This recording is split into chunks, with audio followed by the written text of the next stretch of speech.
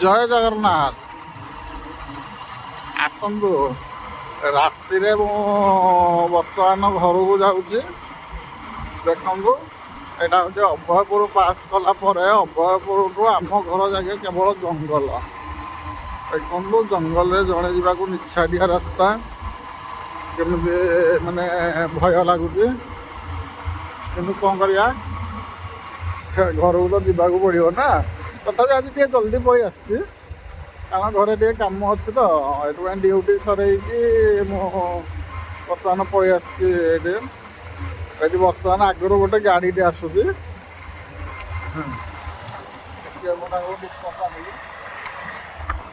Dipper ଦେଇଦେଲି। ଯେହେତୁ ଗାଡ଼ି ଚଲାଉଛି ହେଡ୍ ଡିପର, ଟ୍ରାଫିକ୍ ନିୟମ ମାନିକି ଚଳିବାକୁ ପଡ଼ିବ ନା। ଦେଖନ୍ତୁ, ଆଉ ଗୋଟେ ହେଡ୍ ମାରିଲି ହେଲା, ନିଛାଟିଆ ରାସ୍ତା ପୁରା। ବର୍ତ୍ତମାନ ଏଠି ଗୋଟେ ବୁଲେଟ୍ ଗଲା ଘଣ୍ଟନ କରିକି, ପୁରା ଜଙ୍ଗଲ। ଏଇଟା ହେଉଛି ଆମ ଗାଁକୁ ଯିବା ପାଇଁ ଜଙ୍ଗଲ। ଏଇଟା ହେଉଛି ବଡ଼ ଶାଳ ଗଛଟେ। ଏଇଟାରେ ଲୋକ କୁହନ୍ତି ଗଛରେ ଭୂତ ଅଛି, କିନ୍ତୁ ମୁଁ ଏତେ ଥର ରାତିରେ ତ ଗଲିଣି, କାହିଁ ମାନେ କିଛି ଜାଣିନି। ଯେହେତୁ ମୋବାଇଲ ହାତ ଧରିକି ଡିପର ଦେଇପାରୁନି। ଦେଖନ୍ତୁ, ନିଛାଟିଆ ଜଙ୍ଗଲ ରାସ୍ତା, କିନ୍ତୁ ମଝିରେ ମଝିରେ ଗୋଟେ ଗୋଟେ ବାଇକ୍ ଆସୁଛି, କାରଣ ଯିଏ କୁଆଡ଼େ କିଏ ଡ୍ୟୁଟି ଯାଇଥିବ, କ'ଣ ହେଇଥିବ, ସେ ଘରକୁ ଫେରୁଛନ୍ତି ନା, ସେଥିପାଇଁ ମଝିରେ ମଝିରେ ଗୋଟେ ଗୋଟେ ଗାଡ଼ି ଆସୁଛି। ଏଠି ଆମର ଏରା ସବୁ ପାଇପ୍ ଗଦା ହେଇକି, ଦେଖନ୍ତୁ ପାଇପ୍ ଲାଇନ୍ ଯାଉଛି ଆମର ଗଞ୍ଜାମ ଯିବ, ପୁରା ପାଇପ୍ ଲାଇନ୍, ବଡ଼ ବଡ଼ ପାଇପ୍।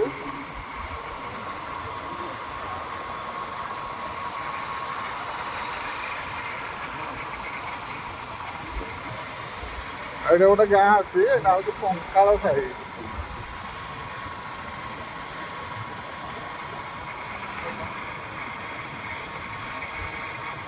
ଏଇଟା ହେଉଛି ଖାଲି ଜଙ୍ଗଲ।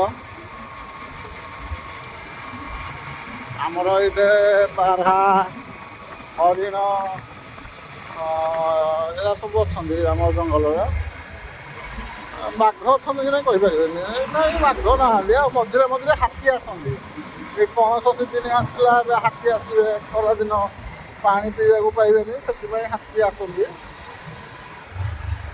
ଏଇଟା ତ ରାତି ଦେଖେଇ ହେଉନି, ନହେଲେ ଆମର ଏଇଠି ଯେଉଁ ନାହିଁ, ଏଇ ଜାଗାଟା ହେଉଛି ଆମର ଯେଉଁ ପାଇପ୍ ତିଆରି ହେଉଛି, ପାଇପ୍ର କଲର ଡେଣ୍ଟିଂ ପେଣ୍ଟିଂ କାମ ଏଇ ଭିତରେ ହେଉଛି। ଏଇ ଭିତରେ ଦେଖନ୍ତୁ, ଏଇଠି ରାତିଟା ଜଣାପଡ଼ୁନି କିଛି, ତଥାପି ଦେଖନ୍ତୁ ଲାଇଟ୍ ଲାଗିଛି, କାମ ହେଉଛି।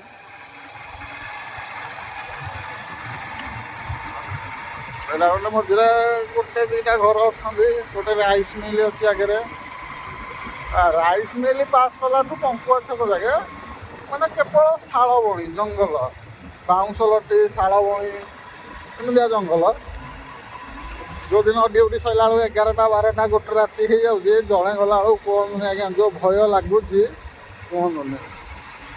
ଦେଖନ୍ତୁ, ଏଇଟା ହେଉଛି ଏଠି ଆମର ଯେଉଁ ରାଇସ୍ ମିଲ୍ କହୁଥିଲି, ଏଇଟା ହେଉଛି ବଡ଼ rice mill, Mahavir rice mill. ଯେଉଁ ଏଇଟା ରାଇସ୍ ମିଲ୍, ଏଇଟା ତ ଏବେ କେବଳ ଜଙ୍ଗଲ। ଦେଖିବା, ଯାଉଛେ କାଳେ କ'ଣ ଜନ୍ତୁ ପ୍ରତି ଯାହା ହେବ ଆପଣଙ୍କୁ ନିଶ୍ଚୟ କହିବି, ଆପଣ ଦେଖୁଥାନ୍ତୁ। କାରଣ ମୁଁ ତ ପ୍ରାୟ ଯେତେବେଳେ ବି ଗଲାବେଳକୁ, କେଉଁଦିନ ସାପଟେ ହେଉ, ମାନେ ଠେକୁଆ ହେଉ, ଯେଉଁଦିନ ବି ଯାହା ବି ଭେଟିଯାଏ। କିନ୍ତୁ ଆଜି ଦେଖିବା କ'ଣ ଭେଟୁଛେ କ'ଣ ନାହିଁ।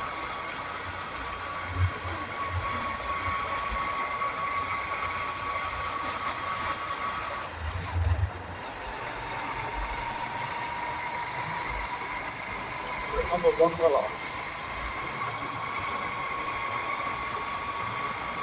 ଆପଣ କେବେ ରାତିରେ ଜଙ୍ଗଲରେ ଯାଇଛନ୍ତି କି ନାହିଁ, କମେଣ୍ଟ କରିକି କହିବେ। ଆପଣ କିଏ କିଏ ଏମିତି ରାତି ଅନ୍ଧାରରେ ଏକୁଟିଆ, ମୋ ପଛରେ କେହି ନାହାନ୍ତି, ମୋ ସିଙ୍ଗଲରେ ଭଲ, ପଛରେ କେହି ନାହାନ୍ତି।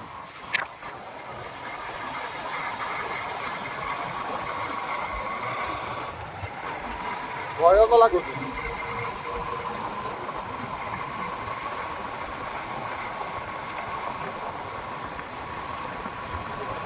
ସ୍ପିଡିଂ କରିଦେବା ବାଇକ୍।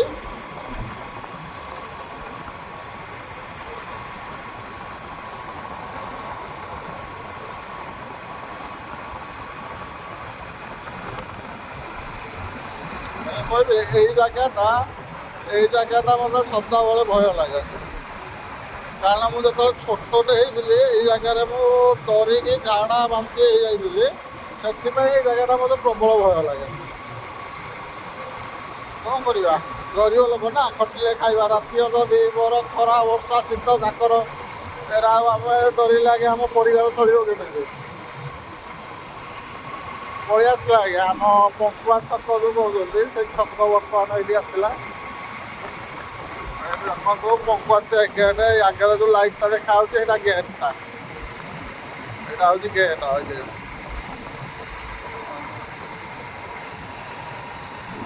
ଆଗରେ ହମ୍ସ ଯେହେତୁ ଅଛି ମୋତେ ଟିକେ ମୋବାଇଲରେ ଟିକେ ଲାଗିବାକୁ ପଡ଼ିବ।